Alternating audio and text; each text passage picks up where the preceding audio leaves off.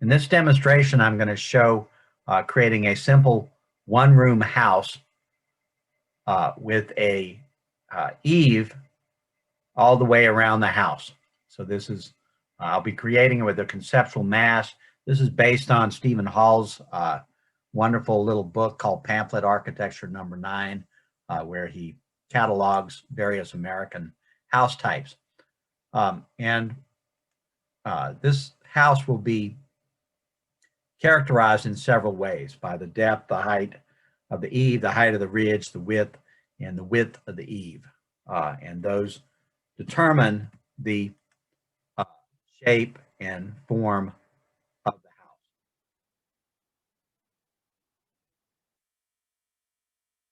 You can kind of see if we change some of these, it moves and changes into forms in different ways. So we're going to start with a conceptual mass object. And we get our usual conceptual mass view. And I'm going to start by making the front and back planes of the house centered on a center line. So this is the center line. It's called center, front, back. It's pinned. It is a standard default plane when you create a mass. And then I have these two new ones. I'm going to call this one front plane, and this one back plane. And then I'll pull this out and create another one, which I'm just going to call right plane.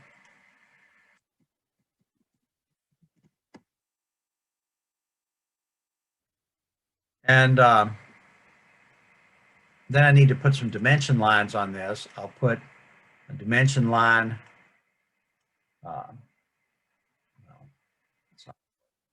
I need to set my drawing plane to be this flat plane down here.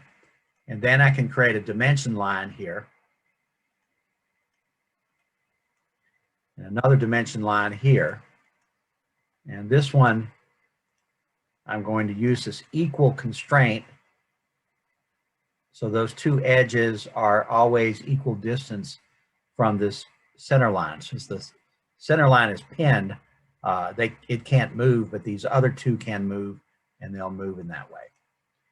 They'll move in order to keep that as a center line. And I'll create another another dimension line here, and I'm going to call that the width of the house. Be an instance. I'm just going to call it W because I don't like to type. I'm going to call this one D for depth. And then I can change this little rigging of reference lines by typing in parameter values.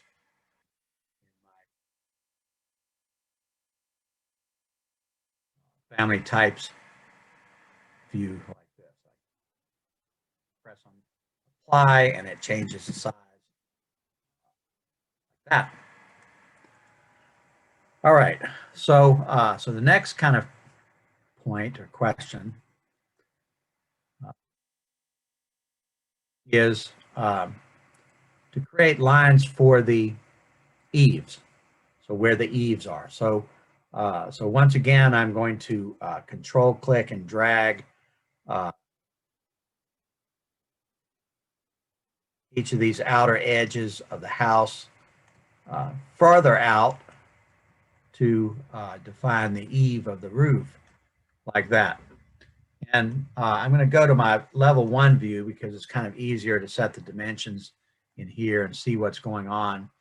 And I'm going to create aligned dimensions, one from here to here.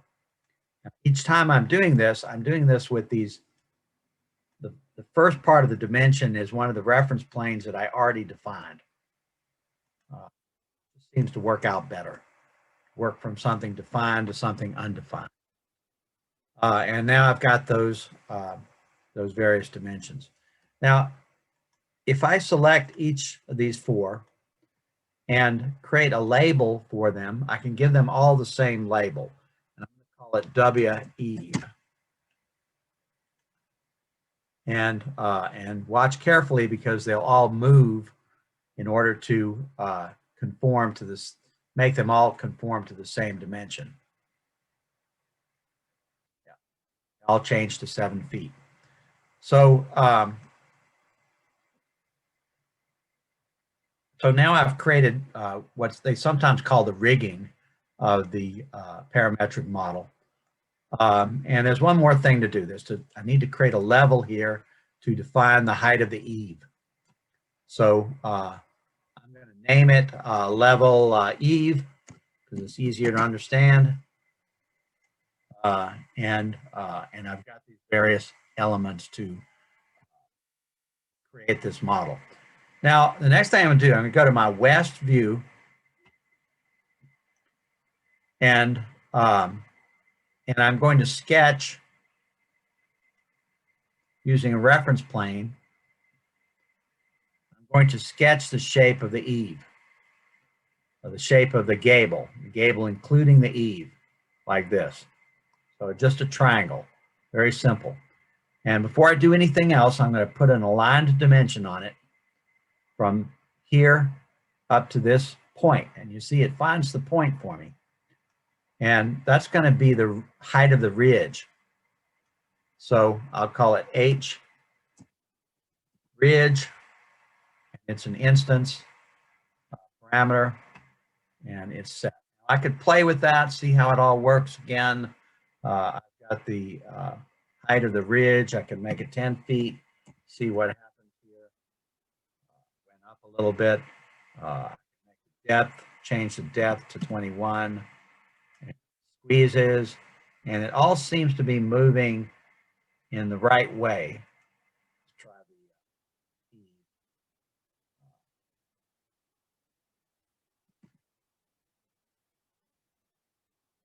That's the width of the eave. I need the height of the eave. Don't have that one in there yet. So I need to create another parameter for the height of the eave. I'll go back to my 3D view, and I need to create a dimension here to designate that other level. So I need to draw that dimension on one of these vertical planes. So I'll do that. Draw a dimension from here to here, pull it out here so I can see it, and I'll give it a name.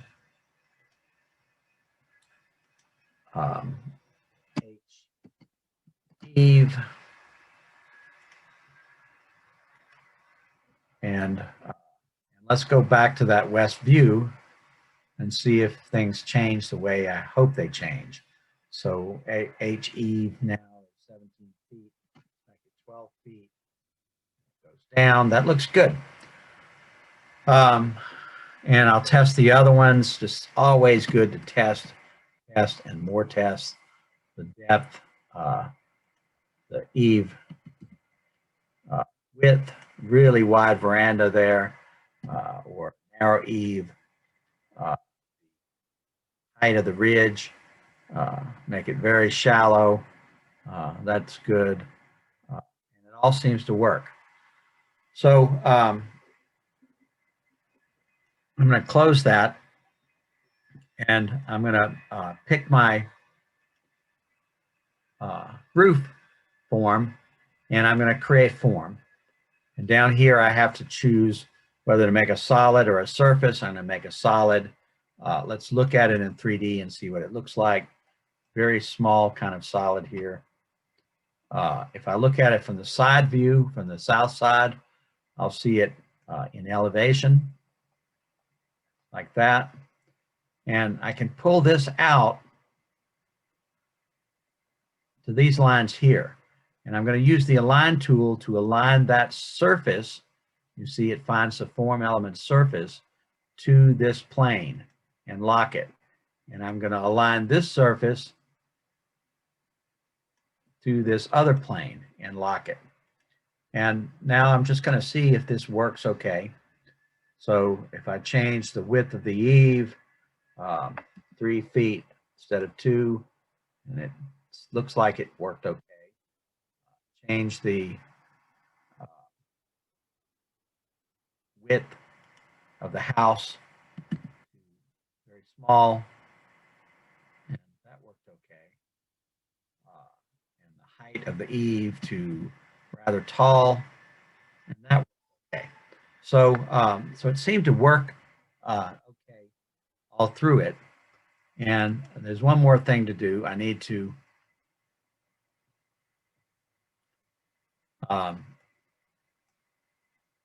create the room underneath my magnificent roof here. And so I will go and activate that ground floor again, set and show, so I can see what I'm drawing on, the surface I'm drawing on. And I'm going to get a reference rectangle here. And draw a rectangle like that. And I'll use my alignment tool to lock each of those to these regulating lines of the design, like that. And I will click on it and extrude it.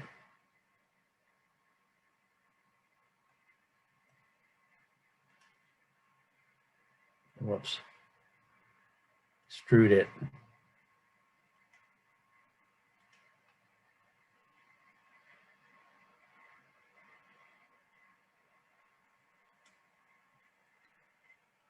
Like that. Now, if I select this form element,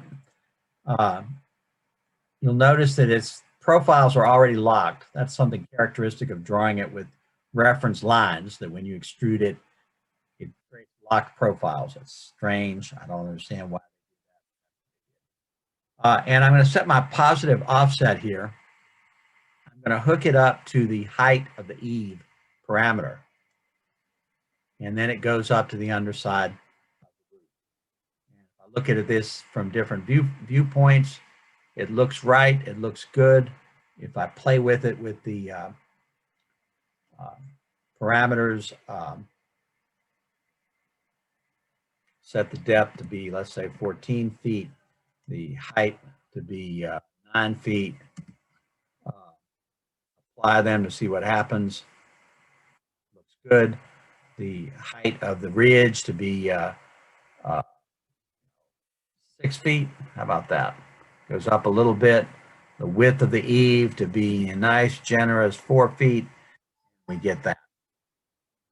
So, so we created another one-room house. This one with wide eaves all around it. We can actually reduce the eaves to be something very small, like 1 inch. More of a construction detail than it is a real eave. But we've got, in some ways, a more flexible, more interesting model than the first one we did. Save this. And I'm going to call this one room B. So we've got 2 versions of the one room schoolhouse.